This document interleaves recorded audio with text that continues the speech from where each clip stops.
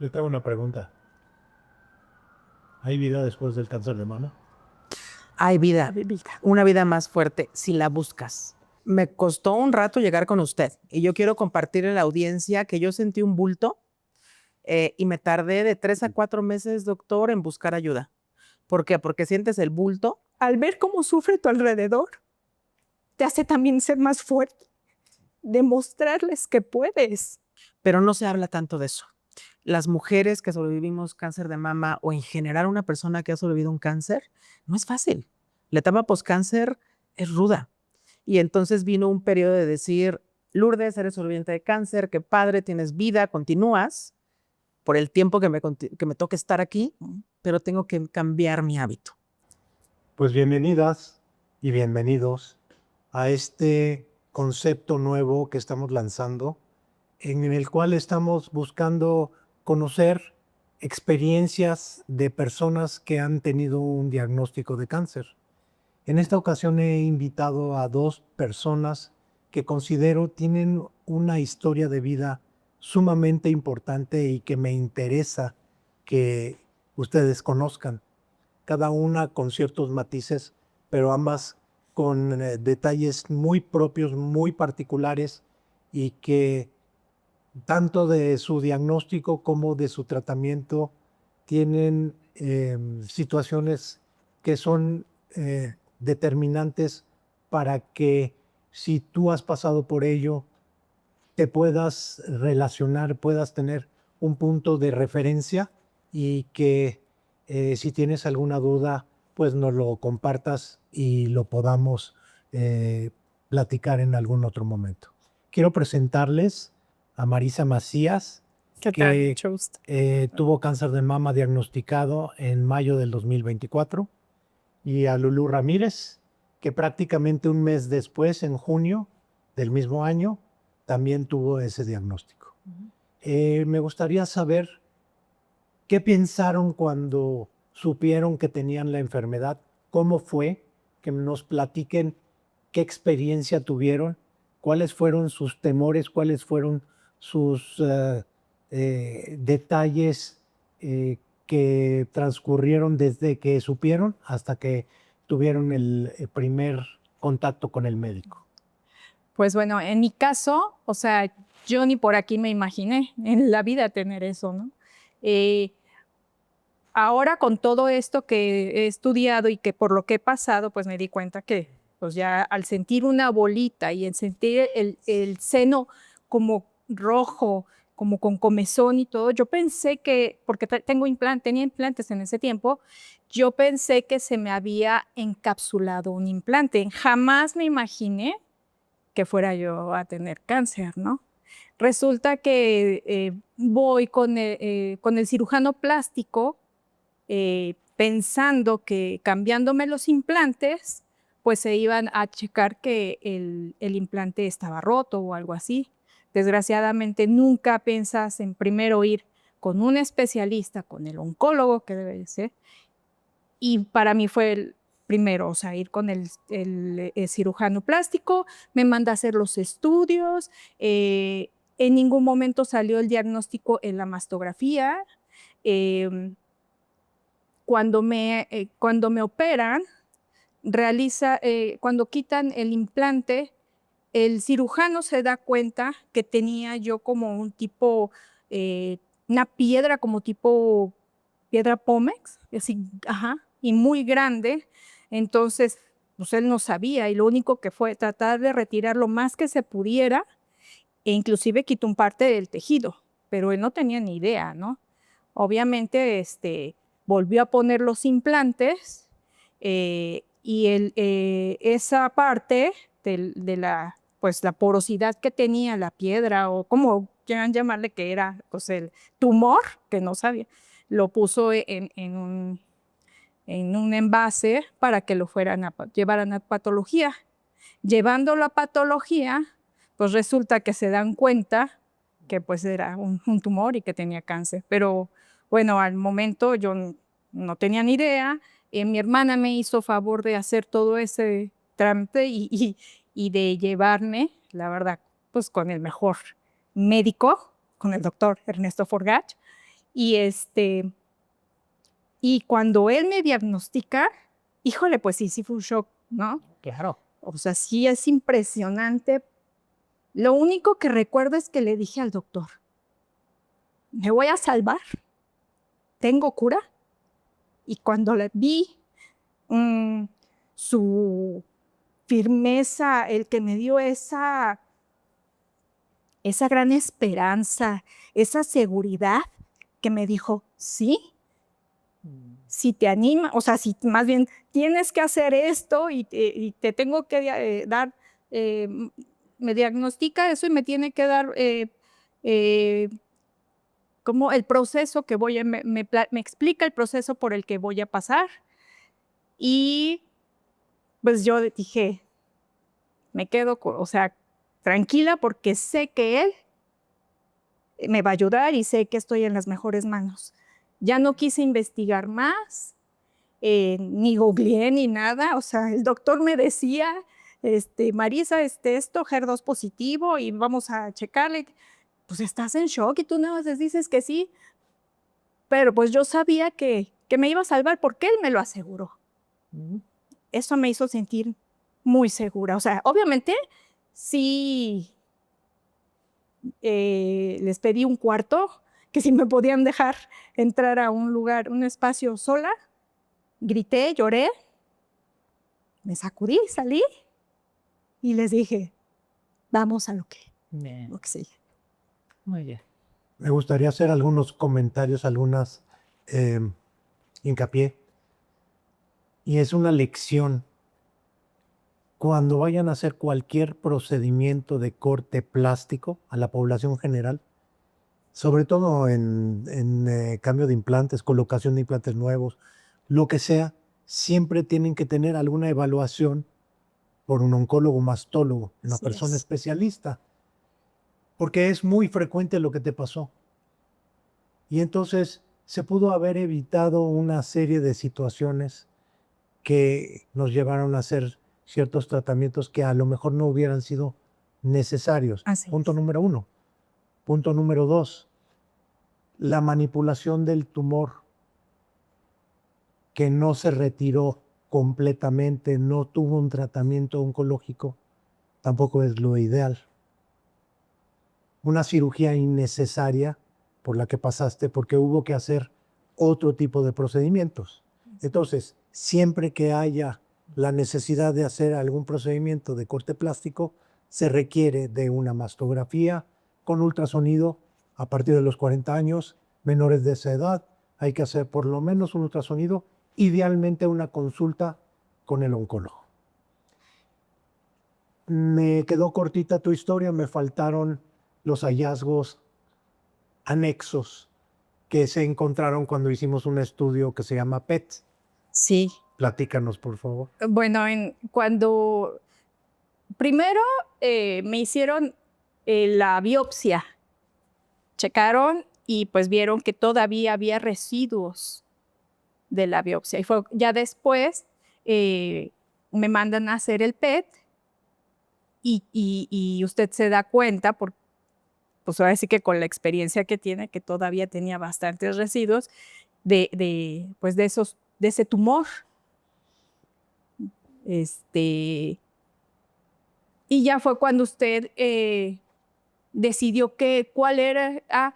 Y también fue cuando se dio cuenta que también tenía tumor en la tiroides.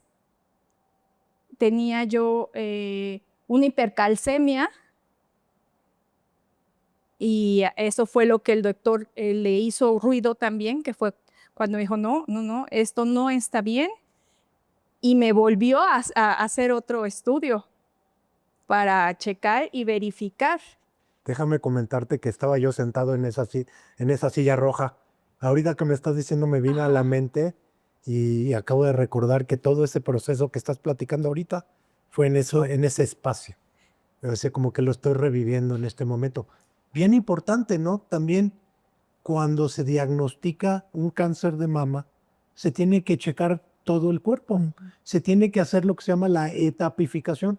Es conocer el tamaño del tumor, y la presencia o no de este en otros órganos. Para eso hacemos un estudio completo, que es una tomografía de emisión de positrones con tomografía computada, lo que se llama un PET-CT.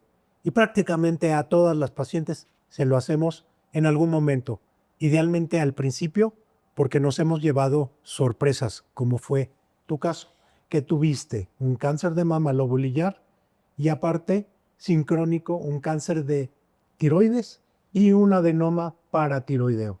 En el proceso de evaluación de tapificación, encontramos no tan solo el tumor que ya se había retirado de forma inadecuada, pero todo lo que se acaba de mencionar.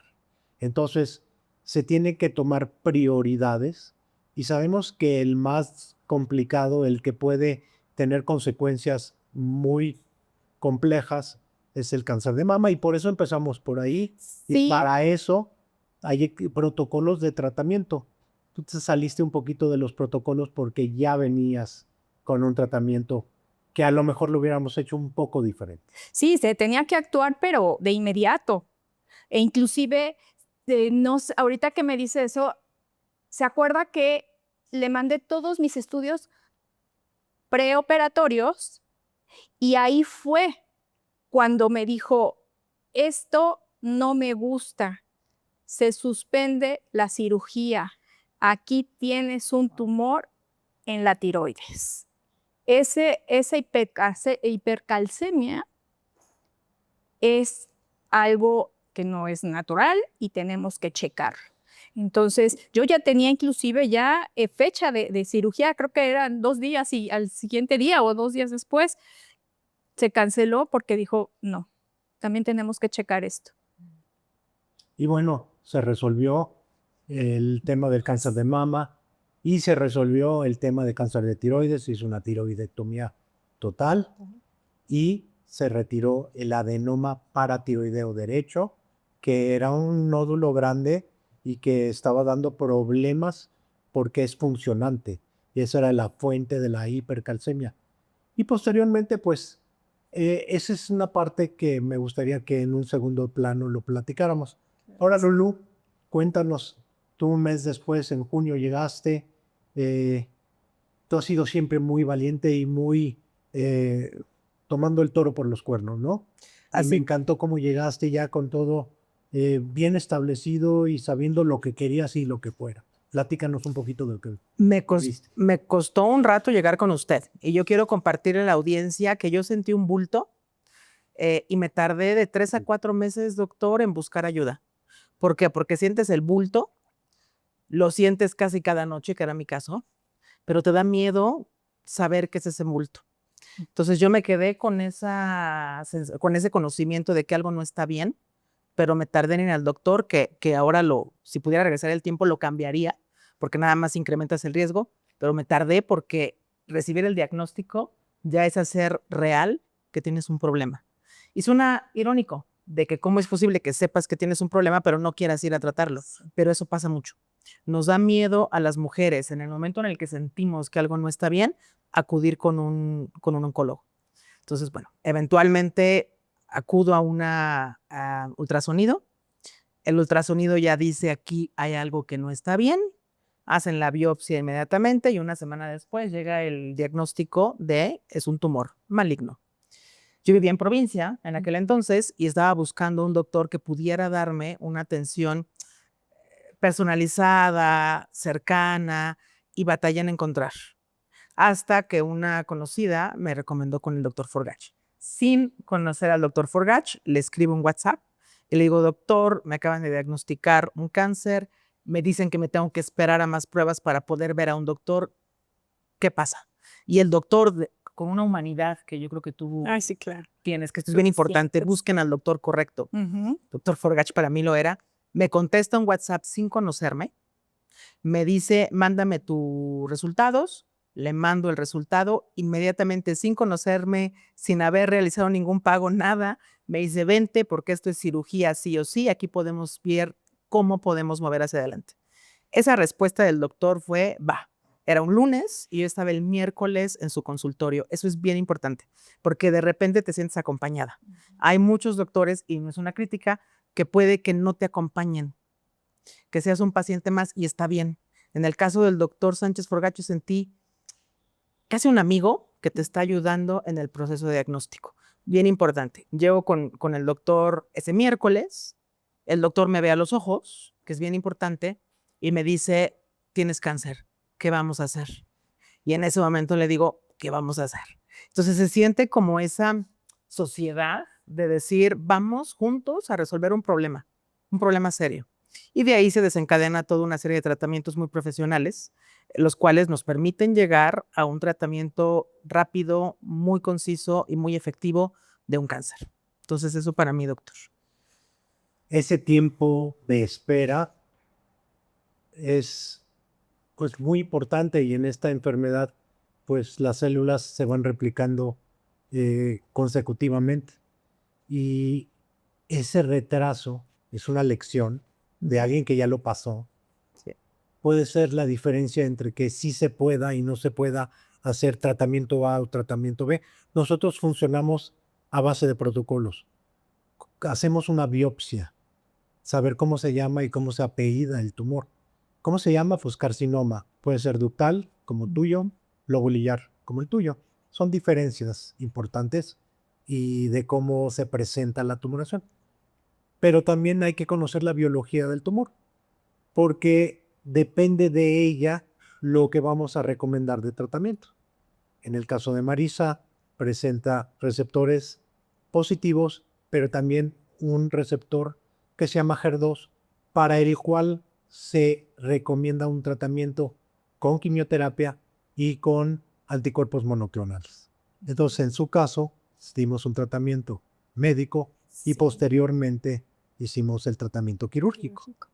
En el caso de Lulu es diferente. Ella tuvo una biología puramente hormonal.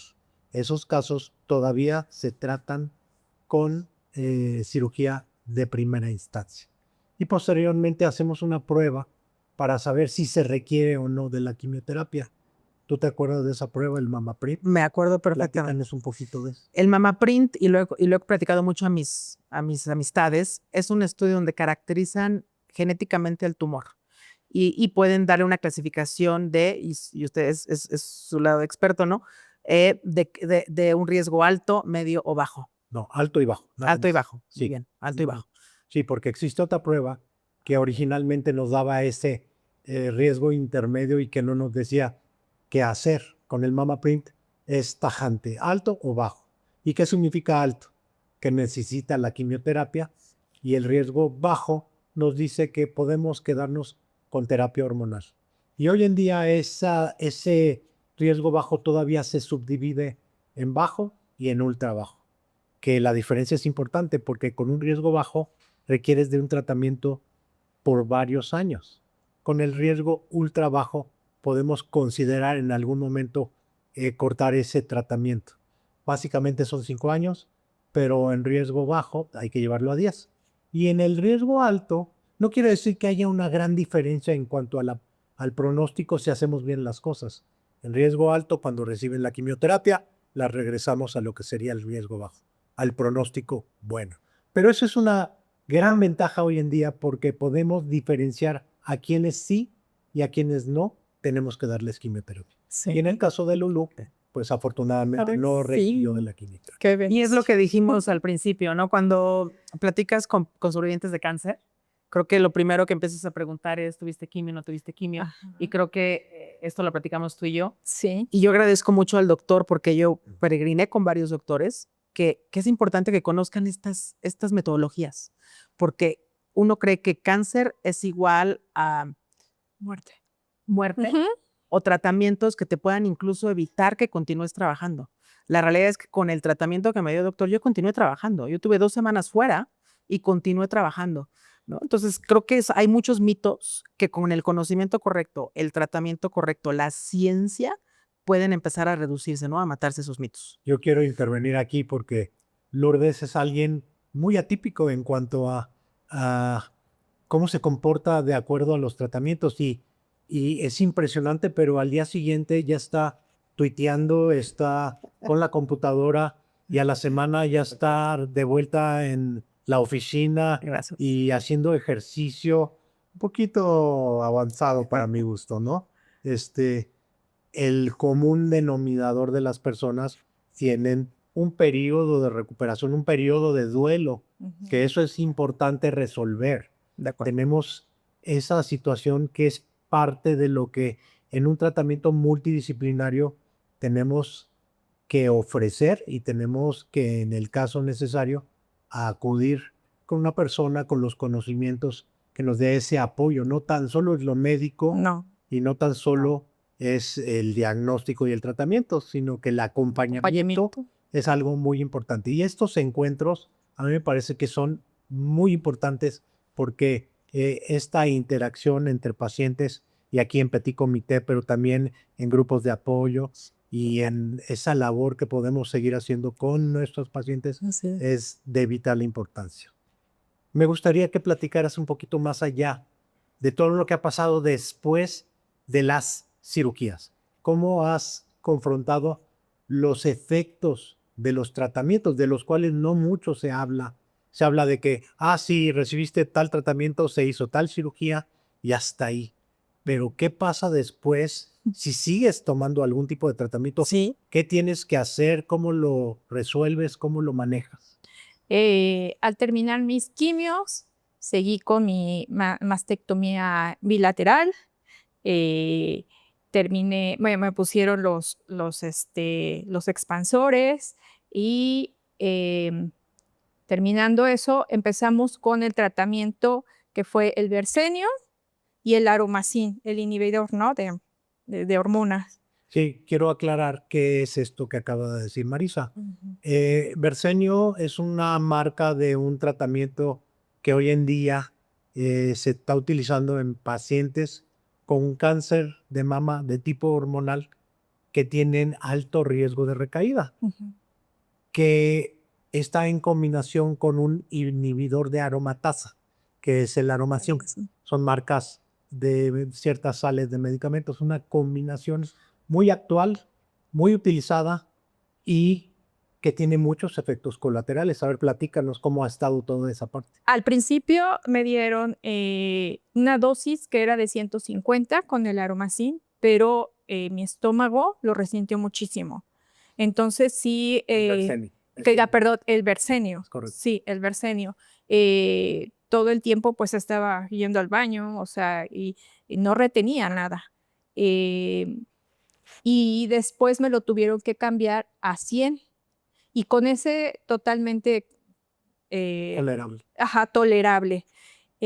Las consecuencias de todo eso no son consecuencias, sino, pues, ¿cómo se podría decir, doctor? Los síntomas, ¿no? Los efectos colaterales, exactamente. Bueno, pues es un dolor impresionante de las articulaciones. Sí. De momento, pues, lo que son los bochornos, que son, híjole, muy fuertes. El insomnio,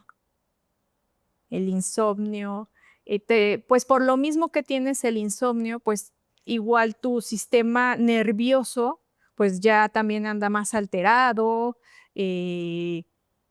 pues te cambia todo totalmente. ¿Qué otra cosa podría ser?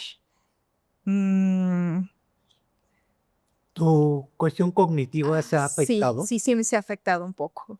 ¿En qué La retención. proceso? No tengo una muy buena retención ahora últimamente con eso, que de momento sí me desespera, porque como ahorita me quedo en blanco, así de, ¿y qué fue lo que dije o qué fue lo que pasó? O sea, eso también me ha afectado. Pero son periodos muy cortos, episodios, nada, porque tu proceso es muy bueno, ¿no?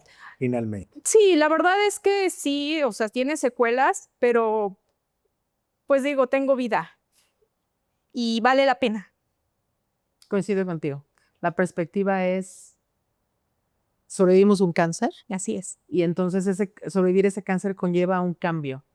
Y ese cambio llegan síntomas que no tienes la oportunidad de experimentar con tiempo. Llegan de la noche a la mañana, Ujú. porque la inyección hace efecto mucho más de una perimenopausia que te lleva un poquito de la mano con un tiempo más Platícanos extendido, ¿no? qué tratamientos llevas tú ahorita. Yo llevo también una inyección cuyo nombre comercial es Soladex Soladex.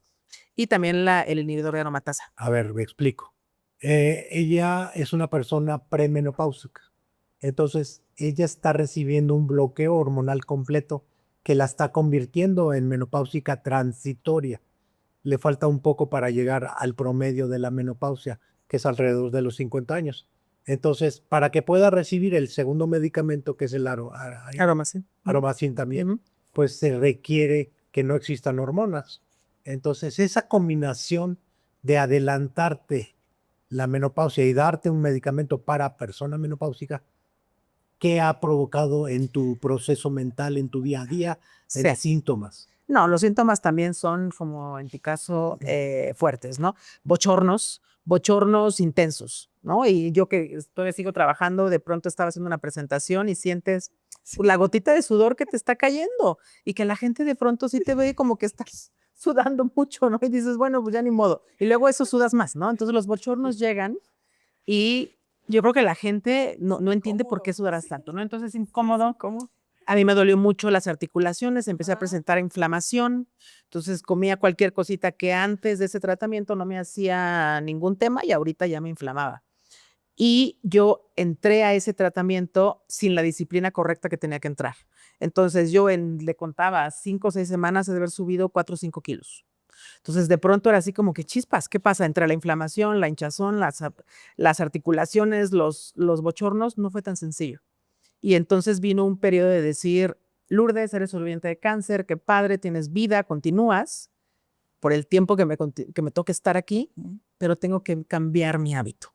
Entonces cambié radicalmente mi alimentación y estoy controlando todos estos síntomas o intentando controlar estos síntomas con una alimentación. Yo quisiera intervenir aquí y platicarles que Lulú tiene un puesto muy importante en una empresa transnacional que requiere de una participación muy intensa y que admiro muchísimo cómo se ha reintegrado y cómo hace todas sus actividades. Tiene un hijo al que ha educado y llevado a un nivel muy elevado de estudios y de Ay, claro. clases.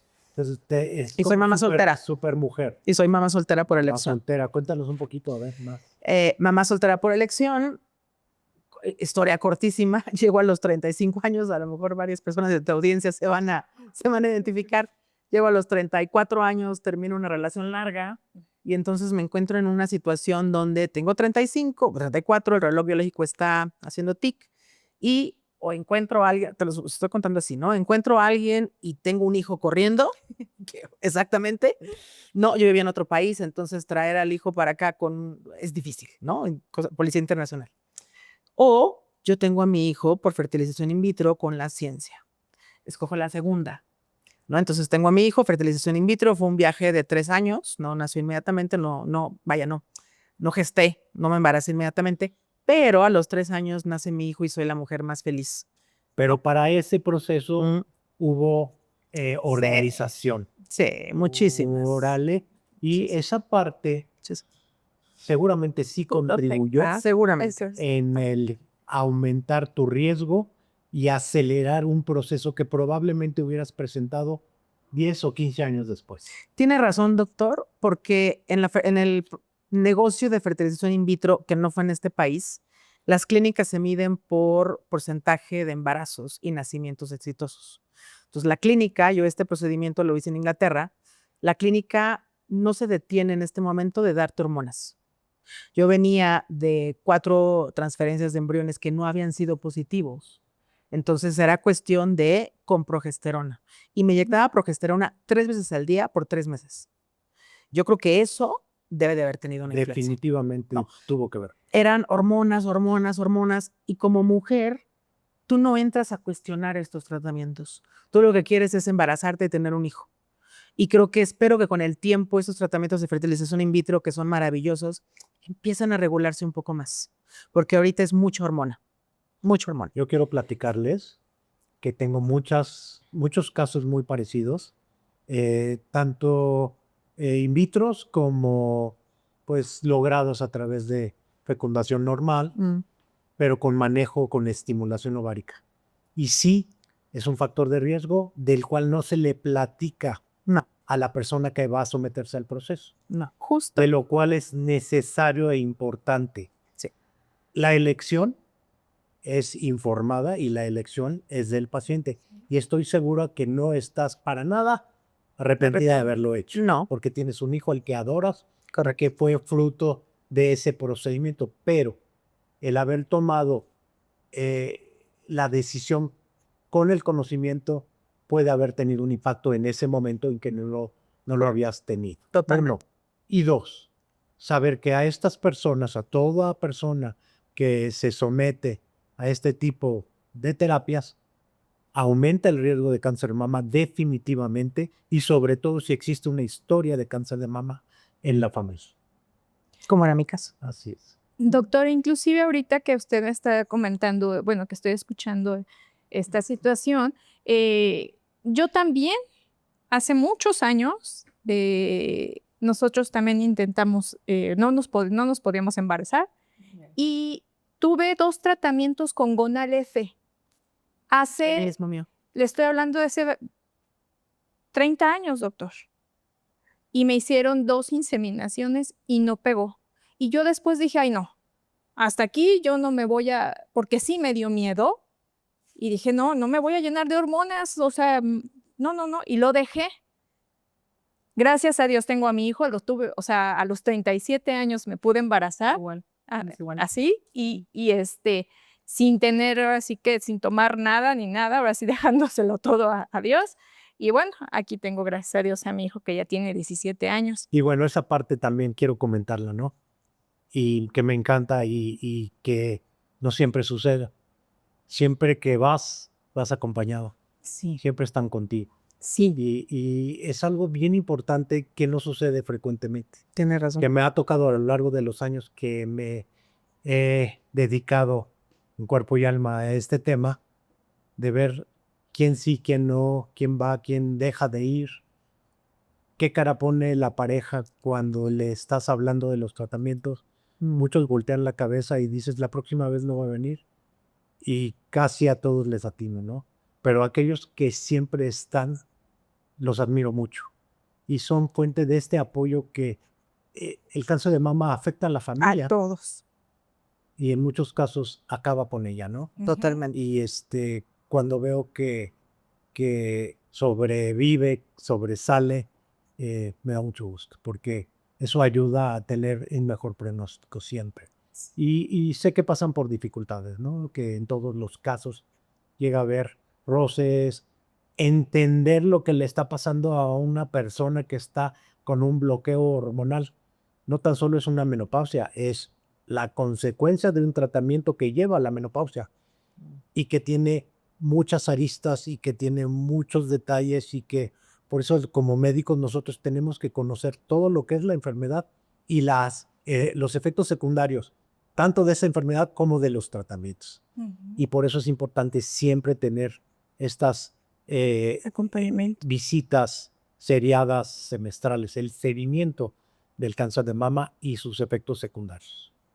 Así es. Y yo quiero platicar de un tema que usted tocó, el duelo post-cáncer.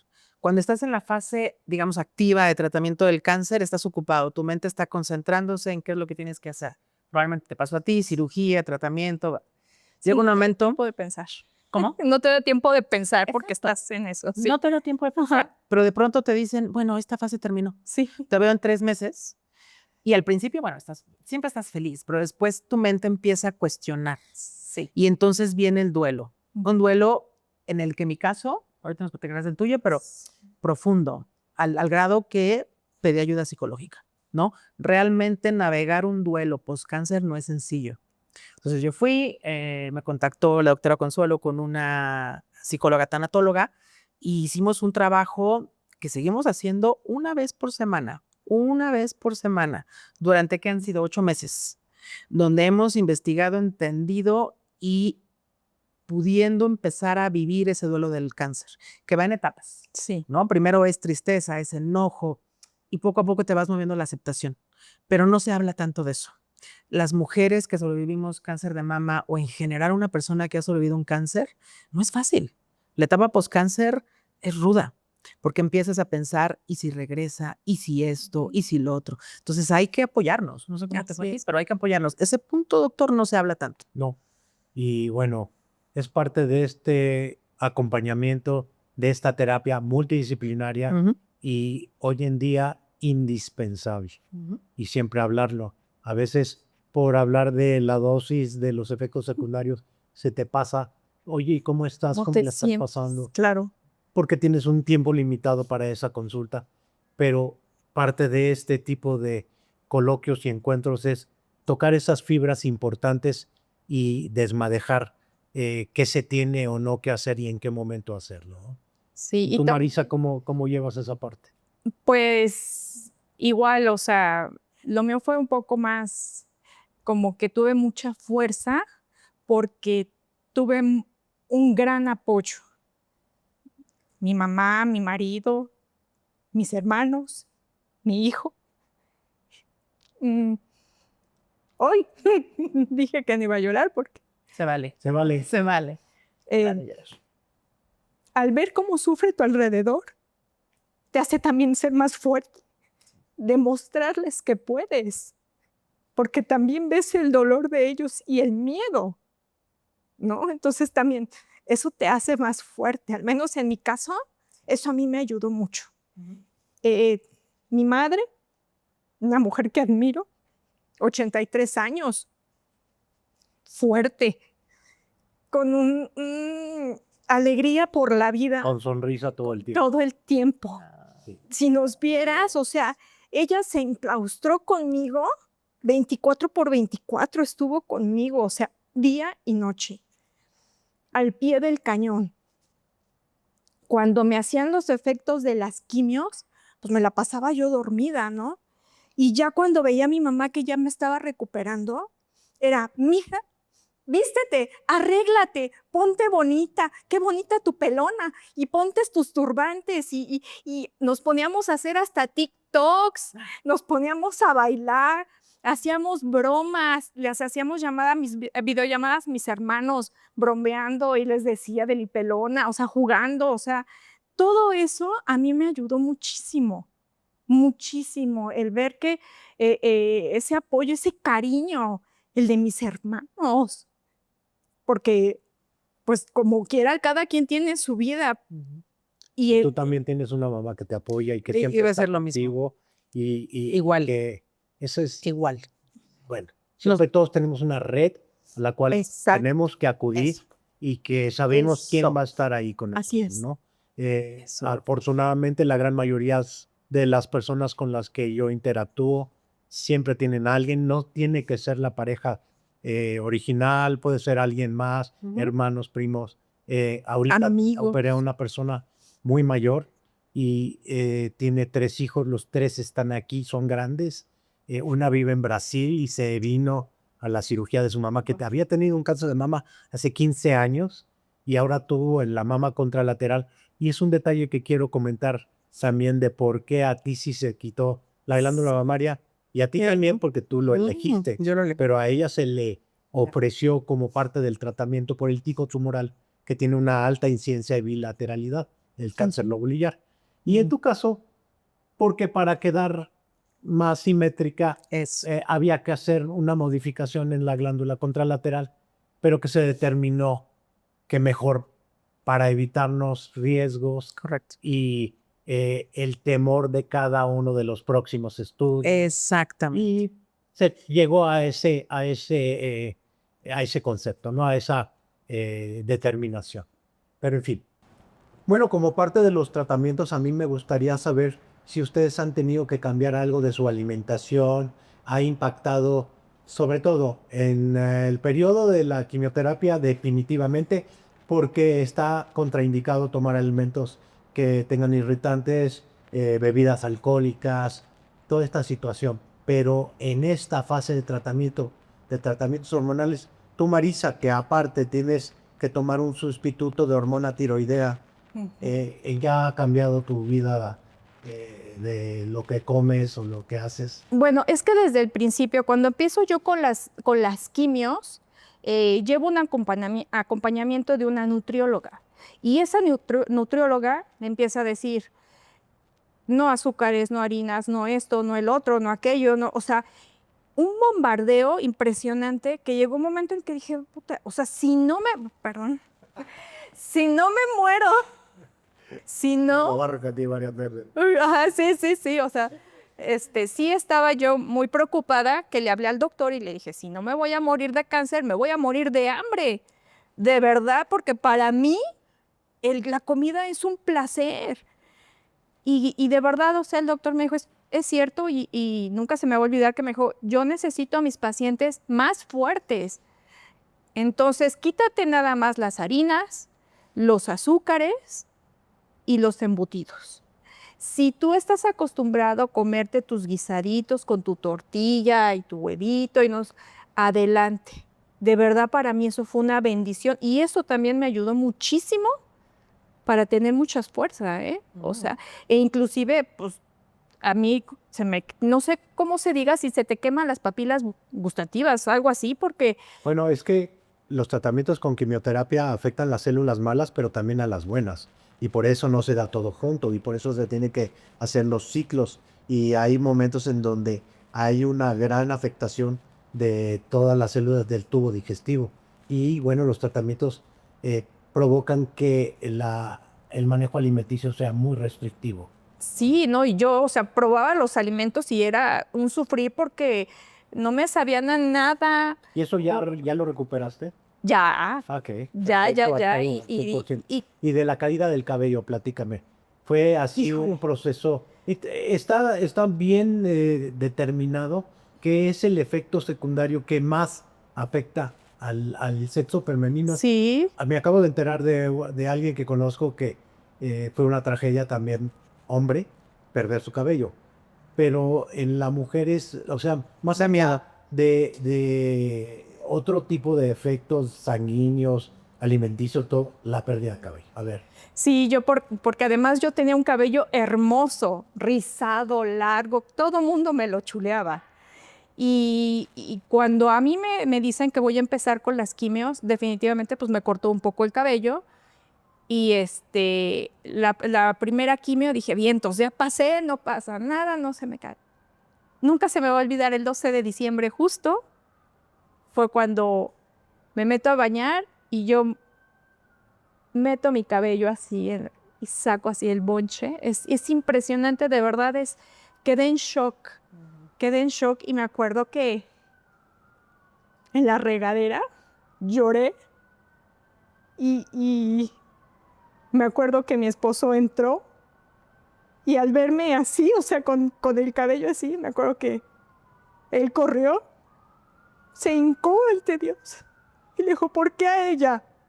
Ya estamos iguales, ¿no, hijo? Sí, dijimos, ya estamos igual de pelones. Inclusive mi hijo y él se raparon para estar igual que yo.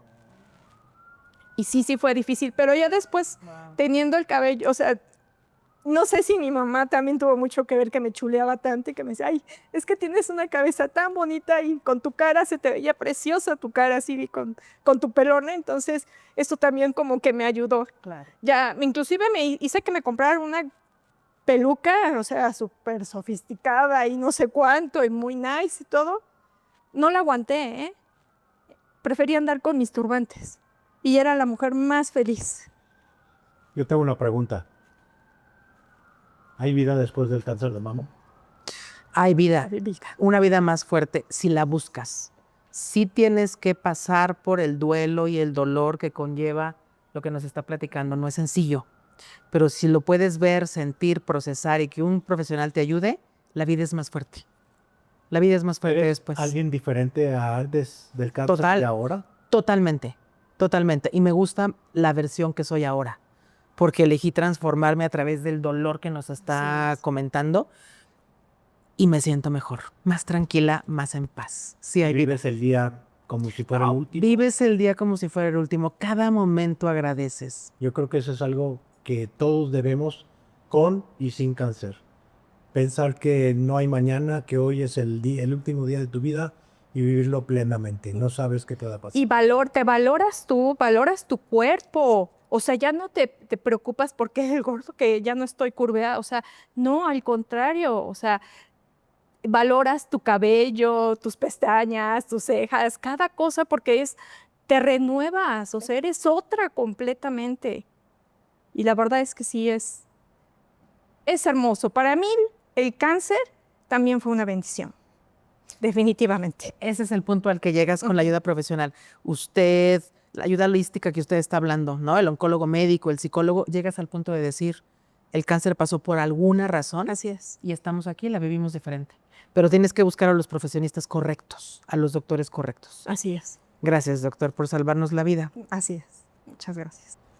Agradezco que hayan venido ustedes a inaugurar Al contrario. estos coloquios que vamos a seguir teniendo con otras pacientes para informar, para humanizar, para atraer a la tierra lo que puede ser algo muy complicado, pero que hablándolo en esta forma se nos hace mucho más Así es. sencillo, más tierno y nos va a llevar a tener mucho mejor conocimiento de algo que puede ser muy científico, pero que en realidad es una cosa muy cotidiana.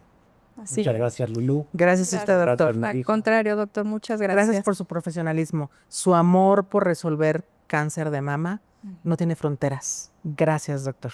Y gracias por contestar cada mensaje a la hora que fuera. De verdad, eso es admirable porque no cualquiera. Totalmente. Gracias. Gracias. Muchas gracias.